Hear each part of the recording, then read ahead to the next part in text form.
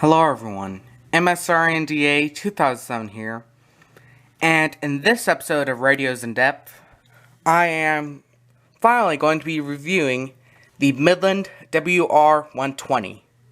So that being said, here we go with the review.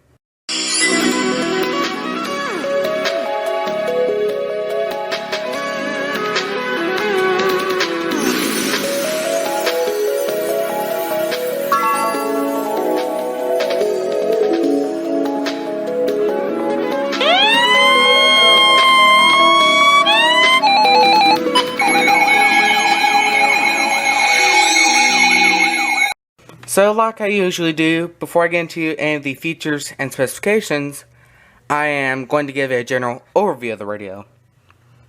Now, I'm pretty sure most people watching this video knows what this radio looks like.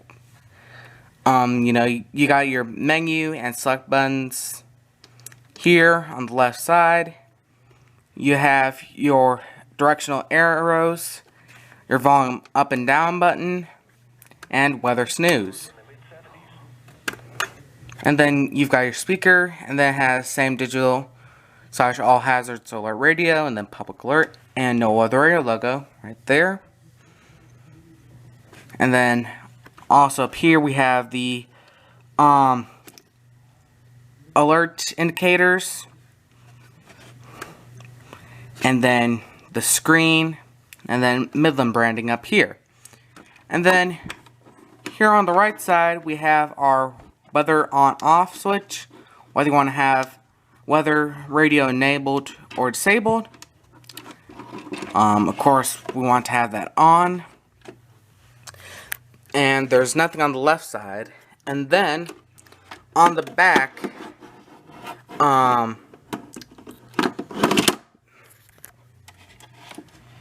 and actually let me unplug this. Luckily I have batteries in this, so the time is not going to get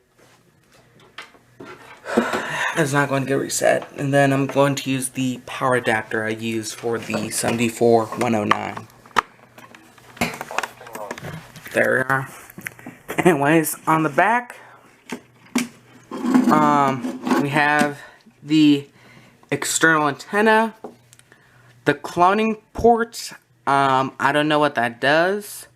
Then the external alert port for plugging in accessories like the Midland 18STR or the SHKR 100 bed shaker and the STR 180 strobe light, which is basically a Midland 18STR except in clear. And then we also have our power jack, which takes your standard barrel plug and it requires 12 volts. And then on the bottom, oh, and also we have, of course, the antenna. Oops. On the bottom, we have our battery compartment. We also have two mounting holes if you want to mount the radio on the wall using push pins or screws. Why does this power connector not want to stay in? So yeah, like I said, your two mounting holes for mounting on the wall. 2 feet which are able to flip up if you want at an angle. We have our sticker here, shows the model number, FCC information, and serial number, and 2 rubber feet. So yeah. So that being said, the first feature I'm going to get into will be the very iconic siren. So that being said, here we go with that.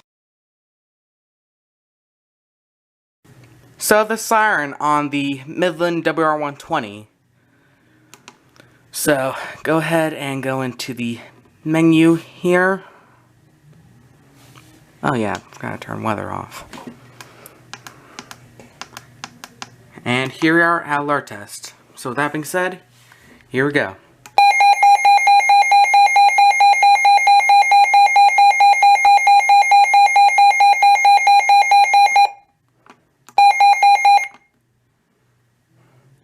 So, yeah, that's very loud.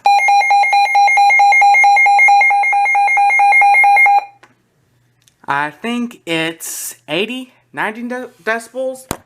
Let me check the box real quick. I think it's 90 decibels, I want to say. It's either 80 or 90. It's one of those two. I want to say it's 90. Like the Zone Guard. Okay.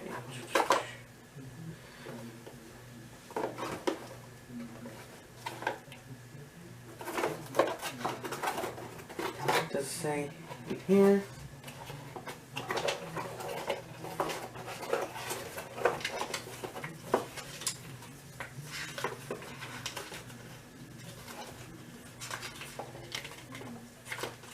Does it advertise it here in the catalog?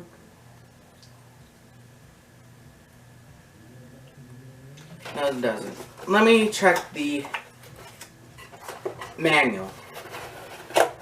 And also, if you're wondering what the box looks like, there it is. That's what the box looks like. And if you can't tell, this is a EZ model. As you can see here, WR-120 EZ.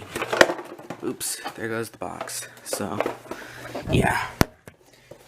Yeah, I think it's a 90 decibel siren, I want to say. I think it's 90. Could be 80, could be 90, who knows. And where did I put my instruction manual book? I put it behind here, didn't I? Yeah, there it is. Okay. Here's my book of manuals. WR-100. My box doesn't have the instruction manual.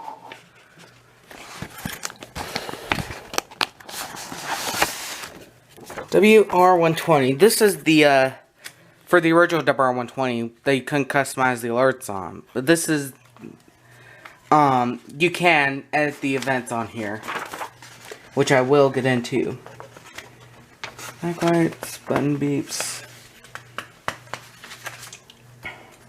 I don't know. I think it is a 90 decibel siren, I want to say. But, yeah.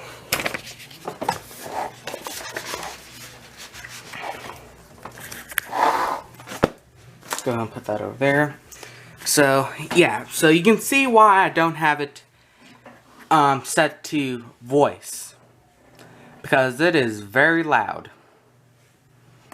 So, yeah, so...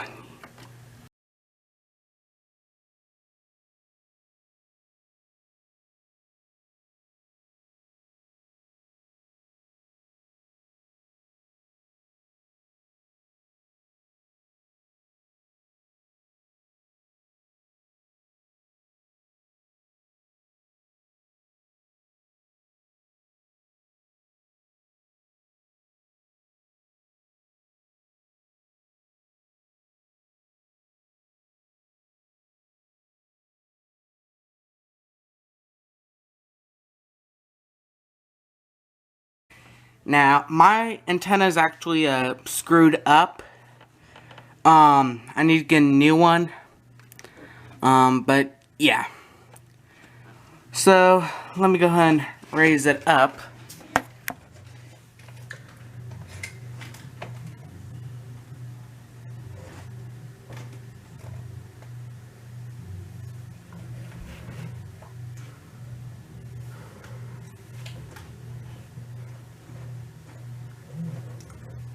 So, yeah, so like I said, keep in mind this antenna is screwed up and I need to get a new one.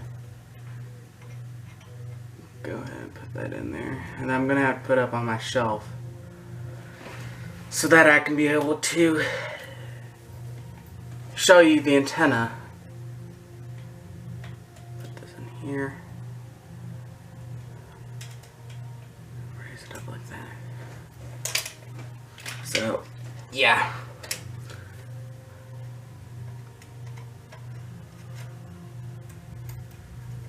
Then let me put it up here on my shelf. Power supply will reach. So yeah, you can see it's pretty long. I don't think it's as long as the WR-120 antenna, but it is still quite tall. It is, I'm just gonna put it back down. It's 1, 2, 3, 4, 5, I believe 6 extendable links on it. So yeah, and like I said, keep in mind that's just a estimate. Like I said, this antenna is screwed up. I need to get a new one. But yeah. So anyways, so the antenna is quite long. It's built pretty well. Although, like most antennas, it can bend easily. So, yeah. Anyways, the next I'm going to get into will be the reception. So, with that being said, here we go with that. So, reception on the WR-120. Now, despite the antenna being screwed up, it still gets pretty good reception. Isolated thunderstorms will...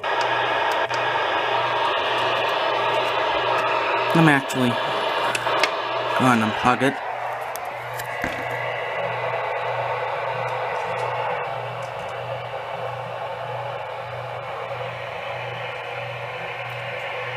Raise the antenna as much as I can.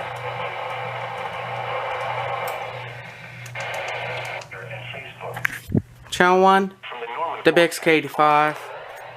I'm actually just going to plug it in up on my shelf, because I don't want the batteries to die. So, channel 2, channel 3, channel 4, 5, 6, and 7, which has KJY95. Now, I was actually getting some good reception with it unplugged, so I'm gonna plug it real quick. So, 1, 2, 3, KJY94, channel 4,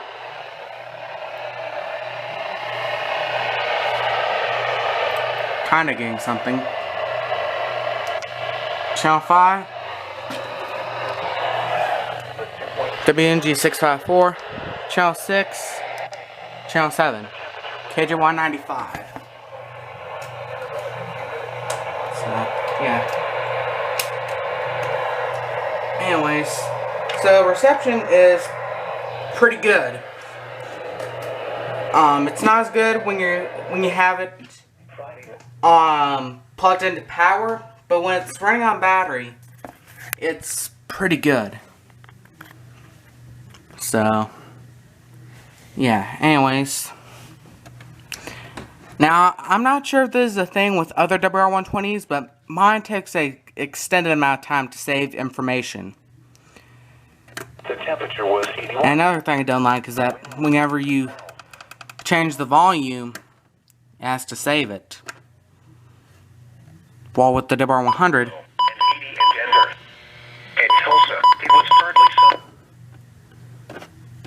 when you change the volume, then have that. So, yeah, anyways, so the next I'm going to get into will be the event blocking. So that being said, here we go with that. So the event blocking on the WR-120. There we are. Go to set events. You have the option of having all on, all off, all default, and edit events. And then you can, from here you can be able to edit all the events. And also, when you have it in edit events, it will actually display the corresponding light.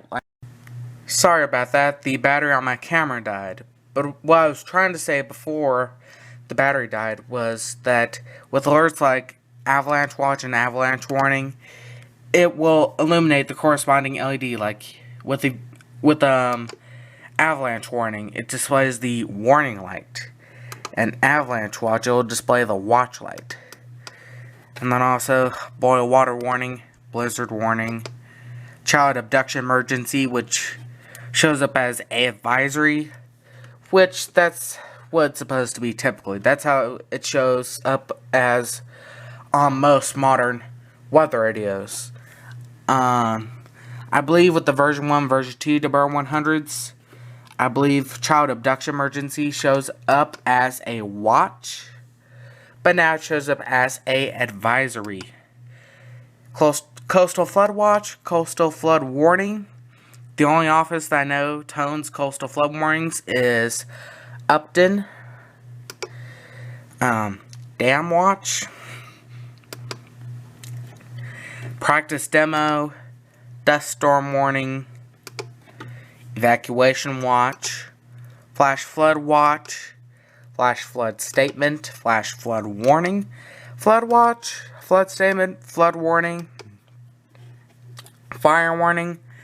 And actually, this has been toned on WXK85. Well, I think it has. I know Norman has issued a fire warning before. In fact, let me go and tell you the story real quick. So, I think it's been about 9 years now, because today, the day this episode's being filmed is Sunday, July 11th, 2021 at 11:28 p.m. Central Daylight Time. And about 9 years ago, I believe August 2012, there's a fire warning issued for, I believe, Payne County, I want to say. Although, unfortunately, it wasn't toned as fire warning. It was actually toned as a civil emergency message. Like I said, it was a fire warning, but Norman didn't tone it as a fire warning. They toned it as a civil emergency message. They had the option to tone it as a fire warning if they wanted to, but they didn't. Although if they actually did tone it as a fire warning, it'd be kind of complicated because, of course, this was back when CRS was still in use.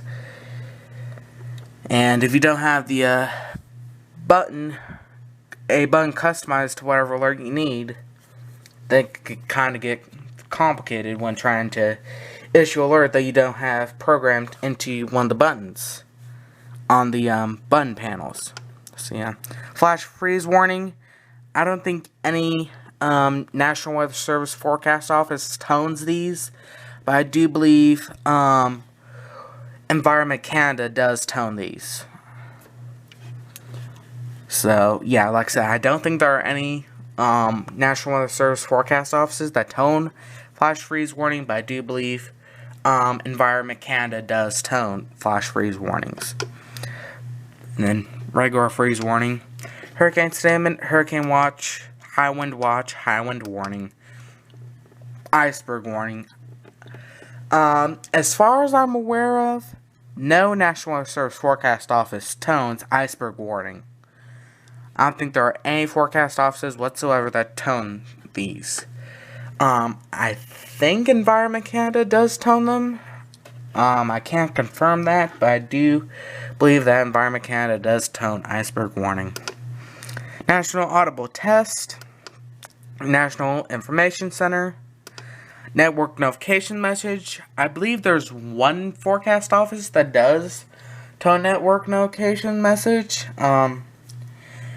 I can't remember which one it is, but I think there is one forecast office that tones these. I know that Environment Canada tones these all the time. Well, not all the time, but usually when a Weather Canada station goes off the air, usually Environment Canada will issue a network notification message. National Periodic Test. I don't think they tone the National Periodic Test on No Weather Radio. And I don't believe they have National Periodic Test in Canada. I can't be sure, although they may start toning the National Periodic Test on No Weather Radio. Now that now that cap handler is a thing. So yeah, so we may start seeing National Periodic Test toned on No Weather Radio. Now that cap handler is now in use. Well, it's not really in use yet. Some forecast offices are using cap handler, but most offices like Memphis and stuff like that are still using has collect. So yeah, but like I said, I'm not entirely sure. It really depends on what each forecast office wants to do. But I'm sure they have the option to turn the National Periodic Test on No Weather Radio if they want to.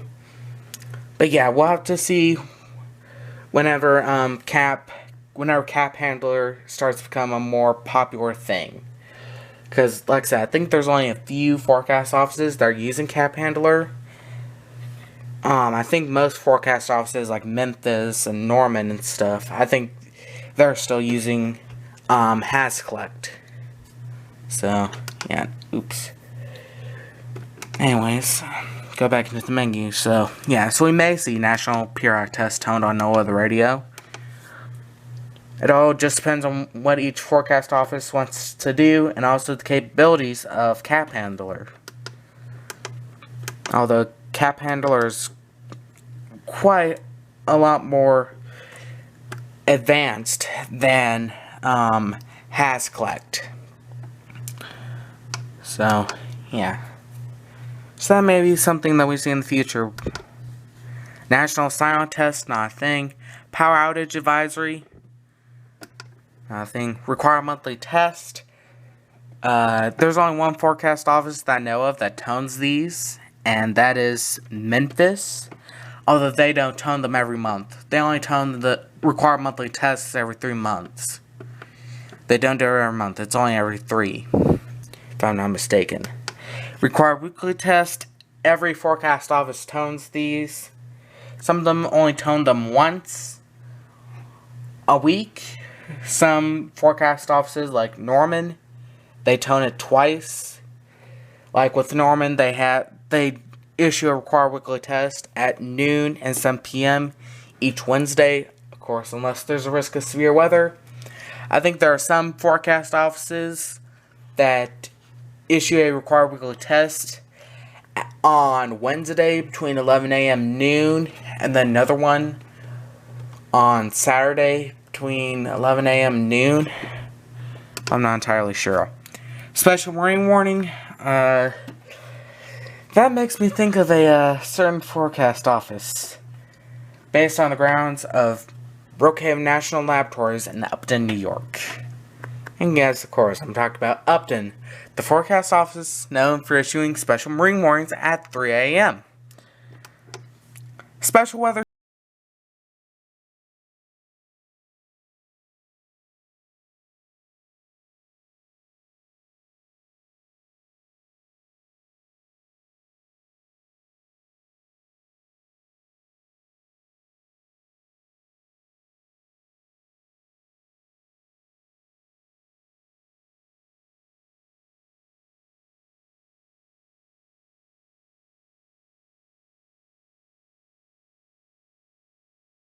significant weather advisory. Because I know on the on weather.gov special weather statement, that's usually when you click on it, usually shows significant weather advisories in effect. So yeah, instead of having a dedicated thing for significant weather advisory, they just have it added as a special weather statement. I'm trying to say too many words at once. So, yeah. Severe thunderstorm watch. All forecast offices tone these. Although, most of the time, Norman does tone them. Or they don't usually issue them. Usually, they'll just issue a severe thunderstorm warning. But occasionally, they will issue a severe thunderstorm watch. Of course, severe thunderstorm warning. Severe weather statement. Of course, you may remember from 8 years ago. Wow, I feel old. Anyways, so most of y'all watching this video probably remember the May 20th event, and most of you are probably aware of the severe weather statement that got issued that day. That was a they actually had one of the meteorologists at Norman actually speak live.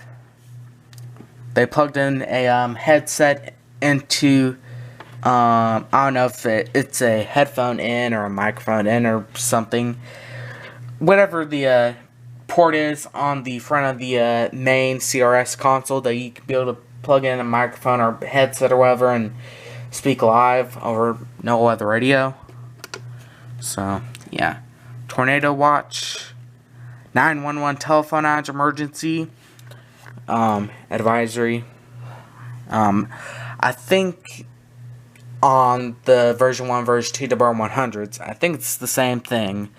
That's with child abduction emergency, and that 911 telephone emergency on the version 1, version 2 WR-100s, it shows up as a watch rather than a advisory or statement.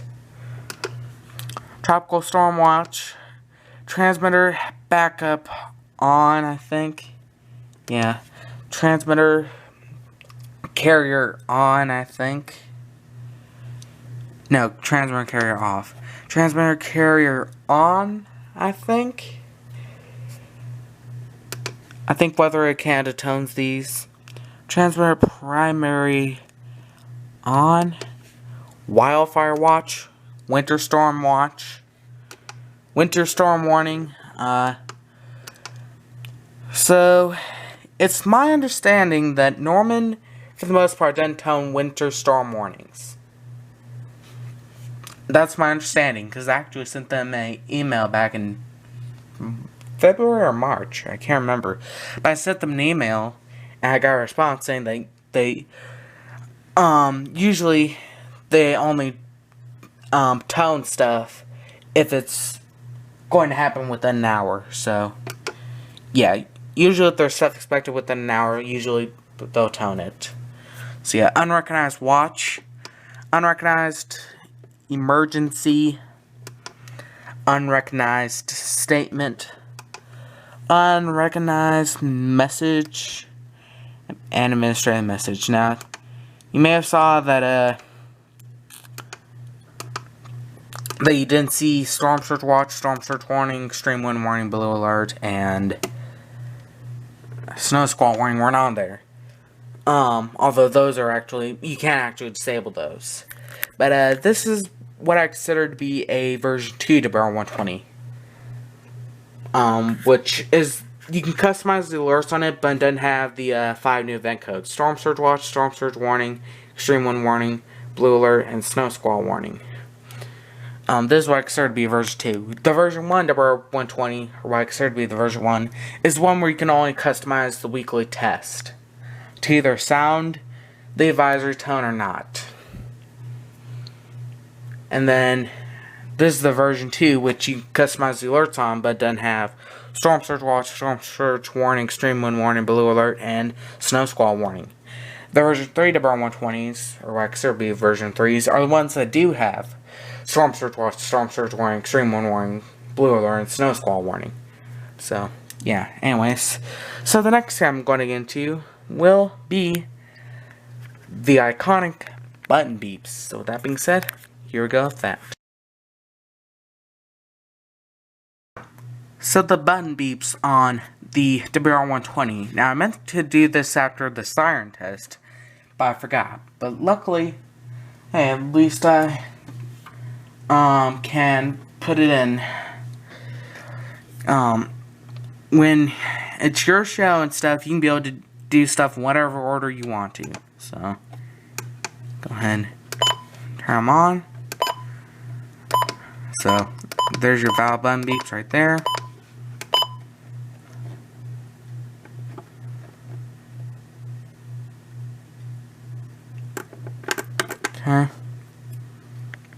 today.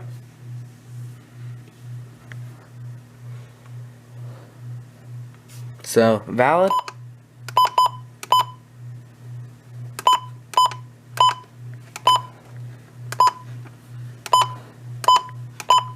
Invalid.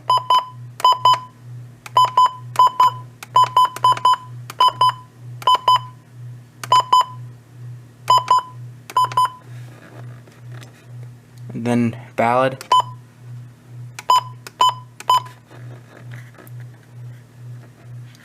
So, yeah. Then, I'm not going to demonstrate the alarm feature because I have it set up. Because I actually use it. Because I've had issues with the alarm function on the WR-400 not waking me up.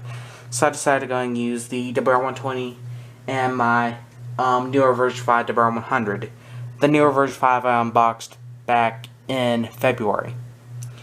So, yeah, but I'll go and let you hear what the alarm kind of sounds like. Although I need 2 hands for this. So I'm actually going to set the camera up on the tripod rather than setting it in front of my printer. So, yeah. So here's the alarm on the WR-120, or what it kind of sounds like.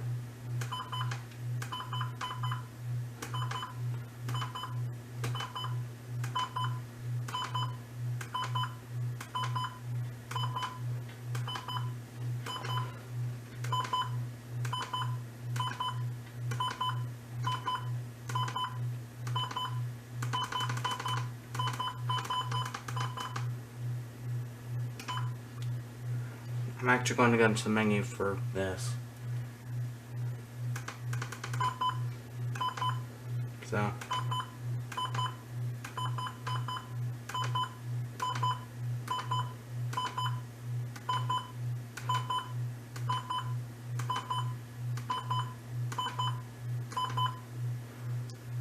Then.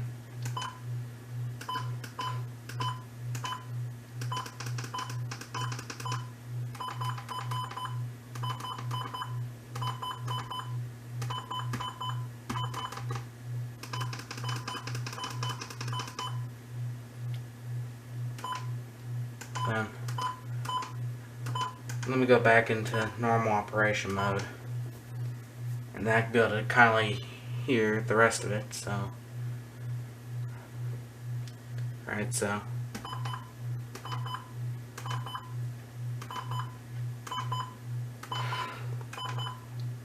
it does that for 15 seconds or so, and then it does.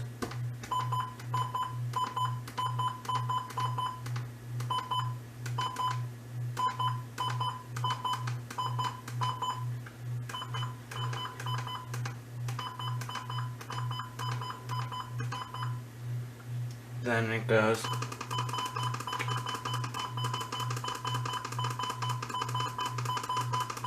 Okay, I can't really let you hear exactly what it sounds like. I mean, I could, but I have it set up like I said. Because I actually used the WR-120 to wake me up. So, yeah. And also it's late at night, so, yeah, anyways.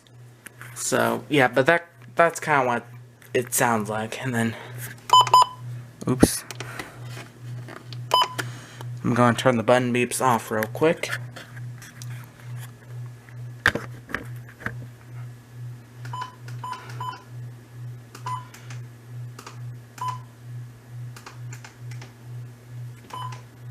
Oh no. No. Anyways, I guess, the next I'm going to get to will be the backlight. So with that being said, here we go with that. So, the backlight on the WR-120. So, you can have it stay on for 5 seconds whenever you press the button, then it'll go out. You can have it set to be off all the time, even if you press the button it won't wake up. And then you have it set to be on constantly. Although I don't recommend you do that because after a couple years the backlight will start to fade. that's what happened with Michael, also as Clay Ranger 143 is WR-120. And then Mitchell, also known as Monty Cat 33 and Benji Cat 33, he ended up having to replace the LEDs on it. So, yeah, so I don't recommend you have the backlight on 24/7. I mean, if you want to, you can. Just know that after a couple years, it'll start to fade. So, yeah. So, anyways, the next I'm going to get into will be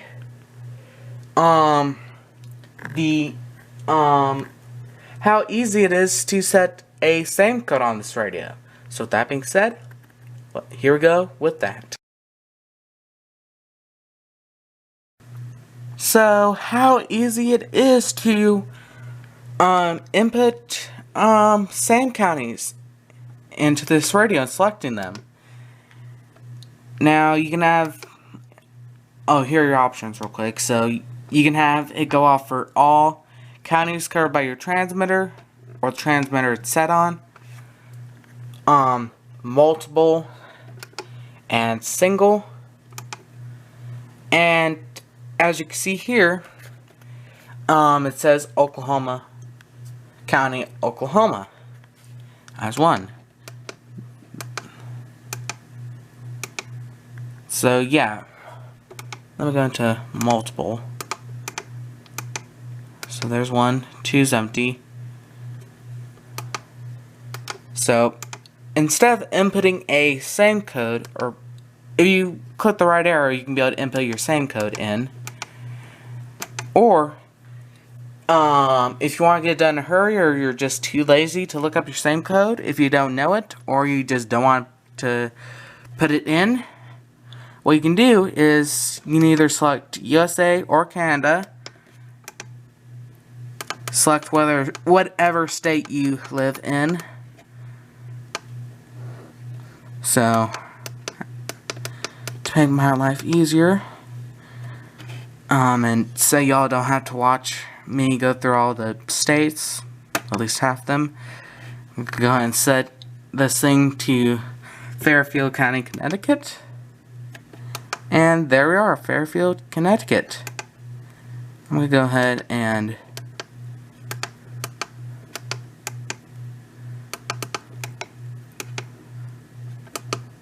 how do I get that off there?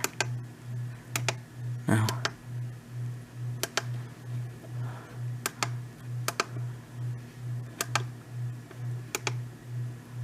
That's how you do it. No.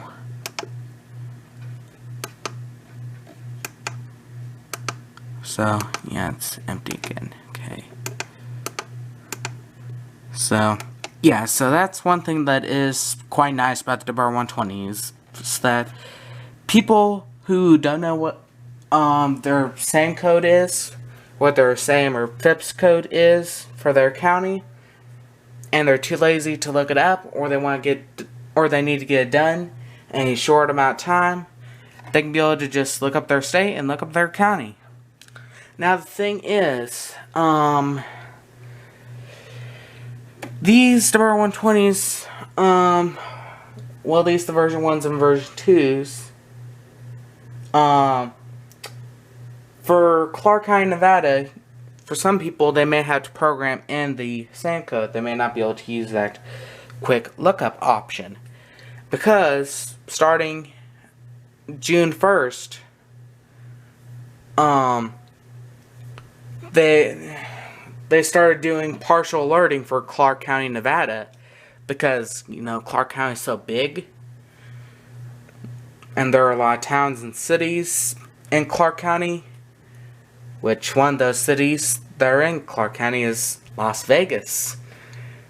So, yeah, so, because Clark County is so big, what they decided to do is to generate another SAM code for Clark County, so that if there's like a storm in northern Clark County, they don't have to issue a alert for all of Clark County. They can just be able to issue an alert for northern Clark County. And then if there's a storm in southern Clark County, they can be able to just issue an alert for southern Clark County rather than for both South and North Clark County. So, yeah. Well, at least that's my understanding of it. So, yeah. Anyway, so that is one disadvantage for some people who live in Clark County. So, yeah, so if anyone watching this video lives in Clark County, and you're in the area that you live in Clark County, is the area that's covered by the new SAME code, you probably should look at getting a version 3 WR-120, or what I consider to be a version 3, you know, the ones that have storm surge watch, storm surge warning, extreme wind warning, snowstorm warning, and blue alert. The one with the all blue packaging. It doesn't have any of the one that doesn't have the red, white, and blue packaging I showed you at the beginning of the video. In the general overview, I believe. Get the one that is blue and white. Don't get the one that's red, white, and blue. Get the blue and white one. I'm not sure if Midland's implemented the new Clark County code into those. I think they may have, but I'm not entirely sure. But either way, that's why I recommend for people who live in Clark County that if you're part of Clark County that you live in is the area that got the new code, get a version 3 WR-120. Because Midland may have possibly implemented that new code in. So, yeah. Although even with those, they may not have it yet. Because most of the ones you're going to find in Walmart and stuff, you don't know how long they've been there. So, yeah. Anyways, so, and then I guess, while it's on my mind, I might as well go ahead and go over the alert types. So, yeah. So, alert type. You have display mode, which will just have it display the alert. Voice, which will sound the siren for 5 seconds, and then we'll go to broadcast, where you can be able to hear all the details about the alert.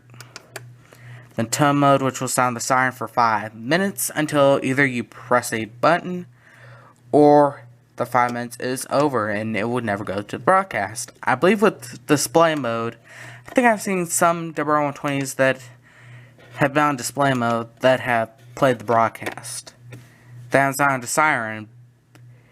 They've only displayed the alert and played the broadcast. They never sound a siren.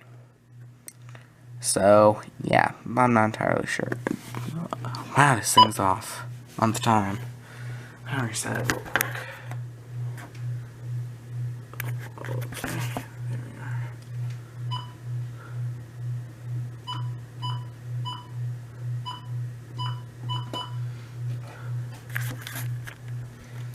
Sorry about that. This is at 11:49 when it's 11:56. So, yeah.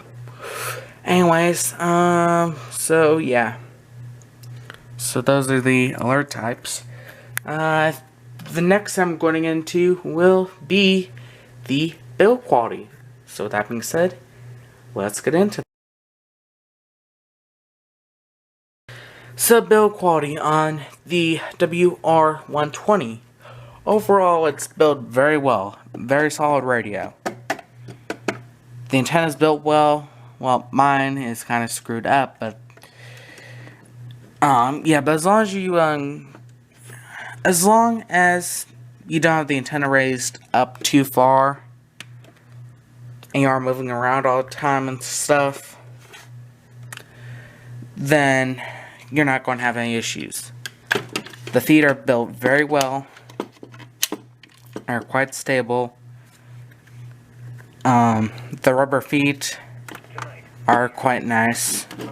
They do get a bit dirty, but you don't really see them too much. Battery compartment cover built very well. The buttons, the weather snooze button feels a little cheap, but they may have fixed that with the new WR-120s, the version 3s. I'm not entirely sure. I mean, it's built pretty well, it's just, it feels a little cheap. And also, you know, it kind of looks like a mouth. So, yeah. Anyways, speaker is very good. So yeah, these things are not really known for breaking down. They are known for, of course, they're known for their faceplates coming off. That's a real common problem with the WR-120s. It's quite a common thing. I've seen 15, 20 WR-120s since I've started collecting radios on eBay. I've seen 15 to 20 WR-120s that are listed on eBay for like $16, $17 plus free shipping, and they're all yellowed and their faceplate's off. So yeah, oh, and also that's another thing I want to say. If you are looking at selling a WR-120, if it doesn't have its faceplate and you don't have the faceplate, don't sell it. If you have the faceplate, glue it back on. And if possible, try to do some retro brighting, which if you don't know what retro brighting is, it's when you use Salon Care Volume 40 cream and you wrap it in saran wrap, let it sit outside for however long it takes, and it will make it look like new again. So yeah, if possible, try to retro bright it, although take all the electronics out of it. Although I recommend you do it if you're experienced with electronics. If you aren't that experienced with electronics, don't do it. But if you are, go ahead and do it. If your parents won't allow you to do it, fine. That's understandable. But if you can, try to do it. And then if you have a faceplate, like I said, glue it back on. If you don't have the faceplate, don't sell it. So, yeah, like I said, that's a real common problem with WR-120s, is their faceplates coming off. It's no problem with the WR-100s as well, but it seems like the problem is more with the WR-120s with their faceplates coming off. It seems like the faceplate falling off problem is a more common thing with the WR-120 rather than the WR-100s. The WR-100s are also known for having their faceplates come on, but it's not as much as a common problem as the famous tuner issue.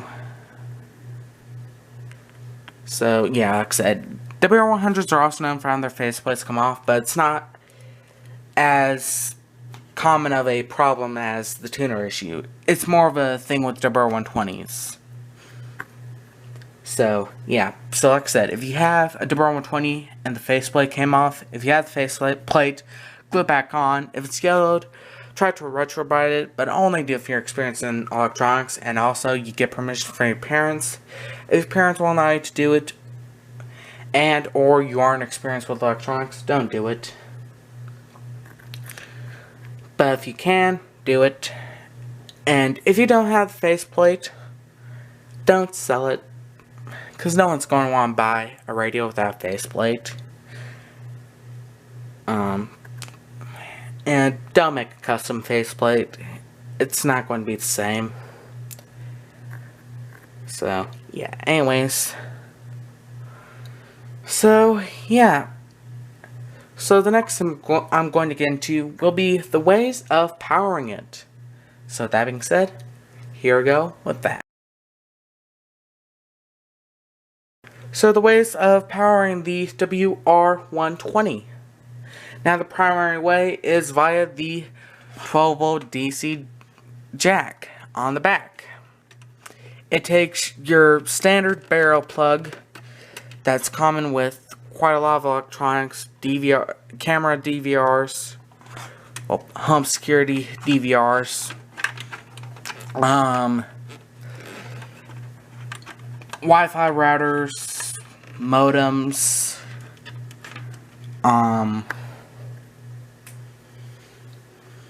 weather radios. I think Amazon uses the same thing for the Echo Show. And their, well, no, this has a, little plug like the WR-100. But, yeah. Yeah, it's a common thing. If you get a WR-120 from, like, Goodwill or something, for like $3 or $4 or whatever, it doesn't come with a power supply, just get one off of eBay or something, or go to somewhere like, I don't know, Radio Shack, if you still have Radio Shack in your area, because there are still a few Radio Shack stores that are open. There aren't many of them, but there are still a few. Or you can go on Radio Shack's website and order a new power supply.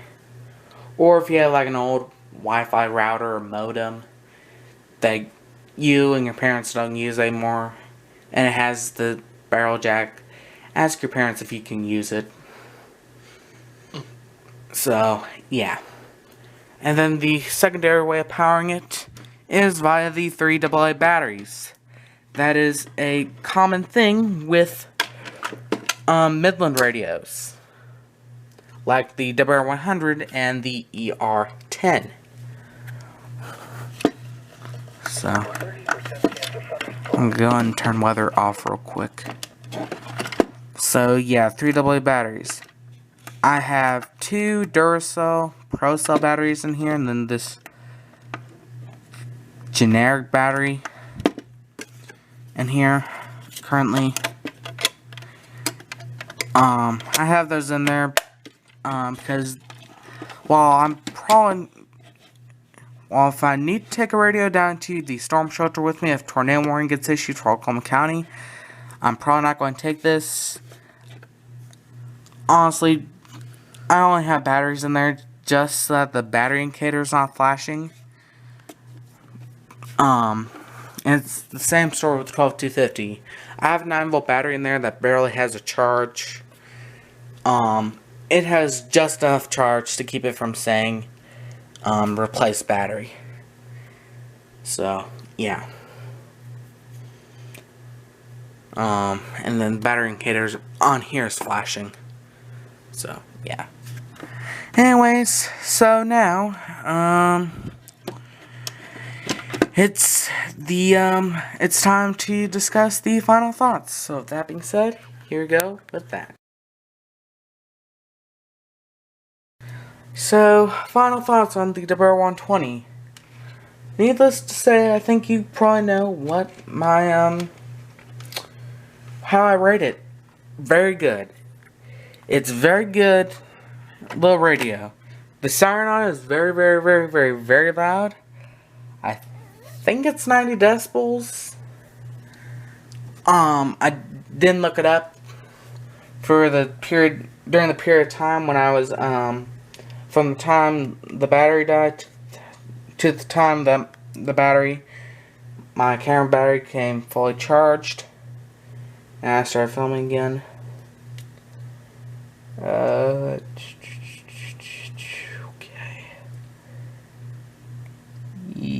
Yes, 90 decibels.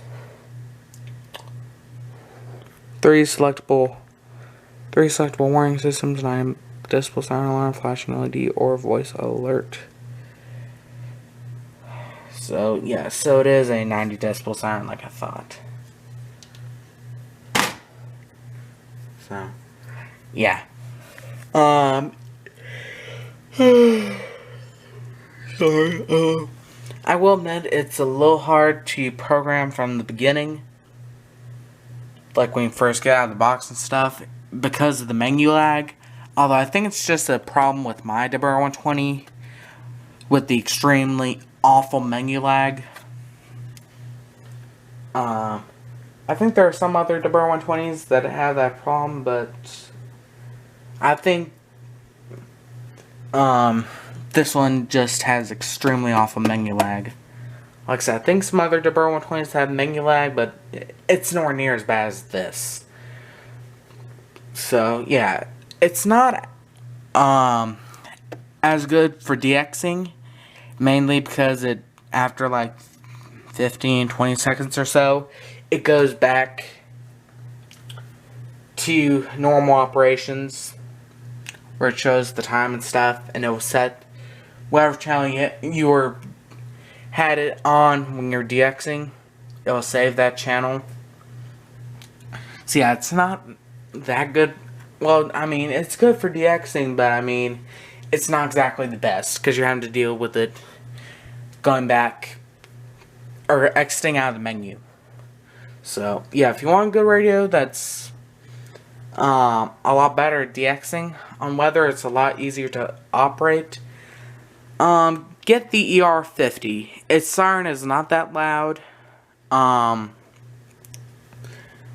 it depends on what volume you have the broadcast set on. If you have it set really loud, then it'll be as loud as the WR-120. If you have it set all the way down low, then it's not going to be that loud. And also you get FM and AM. So, yeah, although it's not the same. It's 1050 hertz only, and you can't see what alert gets issued unless you listen to the broadcast, because it doesn't scroll the alert. But yeah, but if you're looking to get a radio for real cheap, get this. And also you can probably figure out what I'm going to say about as far as getting this as your first ever weather radio. Of course, yes, I recommend you get this as your first ever weather radio. It's very good. For one thing, you don't have to deal with the possibility of the tuner going out. Its siren is very loud, so that may not be ideal for some people and their parents. But you can be able to customize the events, and you can program in the same codes and your location stuff, so it's not that bad. So this is a great first radio. My plan was actually to get this as my first radio, but my first radio ended up being my original older version 5 WR-100. This one. And once I got this, my second radio I was going to get was going to be a WR-120. At least that's what I planned on. But then this died, and I ended up getting the WR-310. Then I got the regular version 5 300, and then after that, I got the 120. So yeah. So if you're looking for a radio that's not that expensive and from Midland, get this. Honestly, some people call this the best weather radio of all time, and I guess you can call it that. And some people call the WR-100s the best weather radios of all time. That's debatable. Personally, what I think is the best weather radio of all time is the Radio Shack 12996. Because you get 6 AM, 6 FM presets, and you can build just the volume of siren stuff. So personally, I think the 12996 from Radio Shack is the best weather radio of all time. But most people say that either the WR-120 is the best weather of all time, or the WR-100 is the best weather radio of all time. It really just depends on the person. I mean, they both have their advantages. They both have their disadvantages. Yes, they're both great. They have great reception, although they do have their own mechanical issues. The WR-100s, the version 5s are known for having their tuner issues where the tuner goes out, and most of the time they end up making a high-pitched squeal. But in my case, I've had that happen before. In fact, that's what happened to my original version 5 WR-100. Is that its tuner ended up going out completely. Although it did make the high-pitched squeal, it just went out. So, yeah. But the WR-120s are known for having their faceplates come off. Luckily, that hasn't happened to this one yet. So, yeah. Like I said, I don't think either one of these are the best weather radio of all time. Personally, I think 12996 is, because it's the only touchscreen weather radio. And also, you get 6 AM and 6 FM presets. So, yeah. So, yeah. But if I had to choose between one of these two as to which is the best weather radio of all time, I would have to say the WR-100. Yes, the version 5s are known for their tuner issues, but version 4 and below seem to work alright, and plus the version 1s and version 2s have the nice green statement light, and also the black and silvers look pretty cool. The black silver version 1 and version 2, they look pretty cool. So, yeah. Like I said, the version 5s, while they're known for their tuner issues, if you get one brand new in box, it should last for 3 or 4 years. So, yeah. Anyways, thank you so much for watching this video, and have a nice day.